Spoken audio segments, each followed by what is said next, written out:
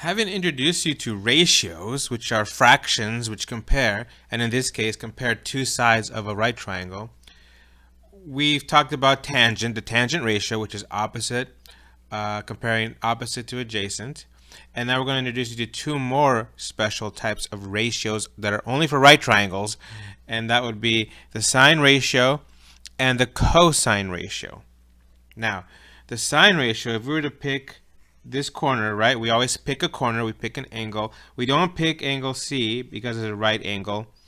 We don't pick the right angle because we run into complications with identifying opposites and hypotenuses from that point. But let's say we pick corner A. Well, from this right here, we can identify an opposite street, we can identify an adjacent street, and then of course this would be our hypotenuse. Sine, by definition, is going to be the opposite over the hypotenuse. So that would be, in this case, BC over AB. The cosine of this angle, notice again, this is telling me what corner I need to stand on, is going to be the adjacent over the hypotenuse. And in both cases, the hypotenuse is in the bottom. Recall that tangent, for example, in this case, tangent of A would be opposite over adjacent.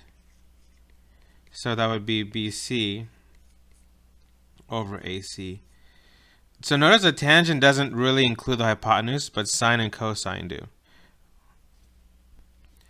Of course, all of this changes, right, if I go ahead and go from a different corner. So if I go from angle B, for example, sine of B would be the opposite, which would be AC, over the hypotenuse, which would be AB. So things change depending on the corner you're standing on because it changes the perspective of the view of the streets from that corner. So let's do some setups. Let's do sine of A. Well, here's A, and it actually happens to be 55. So if you wanted to put in the 55, you could. If you don't have it, you would leave it as an A. Well, okay, I'm at this corner, right? This is the adjacent street. This is the opposite street. This is the street that I see from the corner that I'm standing on. So it'll be little a. So in this case, A is the opposite. And the hypotenuse is always going to be the same. It's that longest side that's across the right angle. So it's going to be 6.1. So that would be our setup for A. For B, we want cosine of this corner. Again, you can leave it as A, or because we have the measurement of that angle, we could put the 55 in there. So what street is adjacent? What street am I on? I'm on B. This is not a street, remember. This is that freeway. If you're confused at what we're talking about, go back to the tangent ratio video. So the adjacent street is B, and the hypotenuse is 6.1. So there is a pattern to things, right? You step on a corner, okay, and then you identify streets, and the street comparison is based on if you're tangent, sine, or cosine. And the comparisons are always going to be the same pattern. So these don't change. What changes is the angle that we're looking at and the streets in their comparison. I want to start off C, part C, by recalling that part A, sine of A was A over 6.1. So this time let's change the corner. We're going to be on corner B. Now, if we wanted to find the value of corner B, we could do that, right? It would be the 180 minus 90 because of the right angle minus the 55. So if we really wanted to get the measurement for angle B, we could. I don't care to focus on that right now. Let's look at the comparisons of the sides. So cosine is adjacent, which will be A in this case, right? This is the street that I'm actually on, over the hypotenuse, which is 6.1. The hypotenuse doesn't change in either situation. I'd like you to notice something. That for part C, this is what we got. We got this comparison. We got this fraction. For part A, we got this comparison, this fraction. you might know that these are both the same fractions.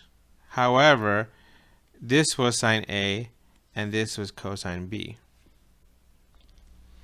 So in problem 1, what did you notice about sine A and cosine B? You should probably talk about that. And if you don't want to, well, let's talk about this, because it'll force you to talk about it. These are cofunction identities. Now, this looks kind of messy, but this is what it means. It means that sine A is equal to cosine B. And this idea of 90 minus an angle, this is the idea of complementary. Recall, and this might be a good left column idea, that two angles are said to be complementary if their measurements of their angles add up to 90 degrees.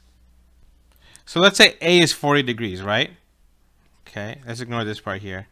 We'll focus on this. Well, what if I put 40 in here and I put 40 in here?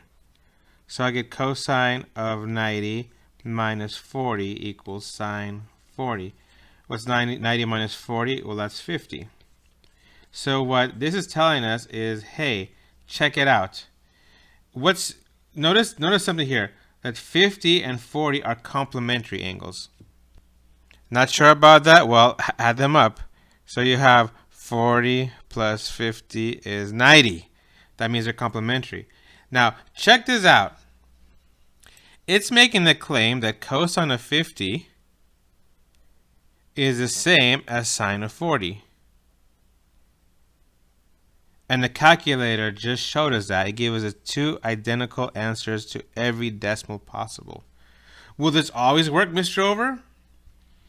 Well, let's try it with the other one, right? The sine 90 minus A equals cosine of A.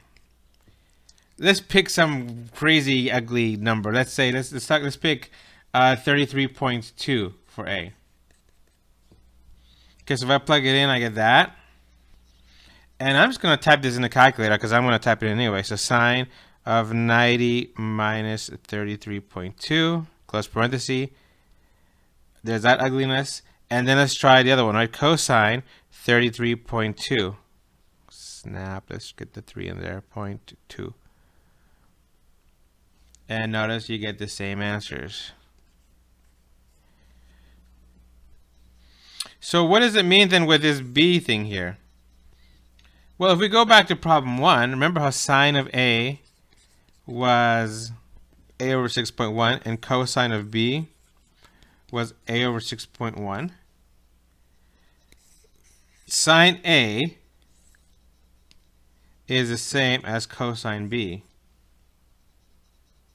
And you could even check, right? Because what if we knew the numbers? These numbers are supposed to be complementary. So we know sine A was 55 degrees. And for those of you that put it in the calculator and found out what this missing angle was, it was 35 degrees. And if you were to add the 55 and the 35, you get 90 degrees. So these are complementary angles. So what the cofunction identity is telling us is, hey, that if you take the sine of one angle and then take the cosine of the other angle, you're going to get the same answer. And in this case, we got the same fractions. And we showed you with the calculator how you get the same decimals. So the cofunction identities are just there to pretty much help us to know how the different acute angles are related to each other by kind of the opposite ratios. So for your summary, how can the cofunction identities be used to explain what happened in problem 1?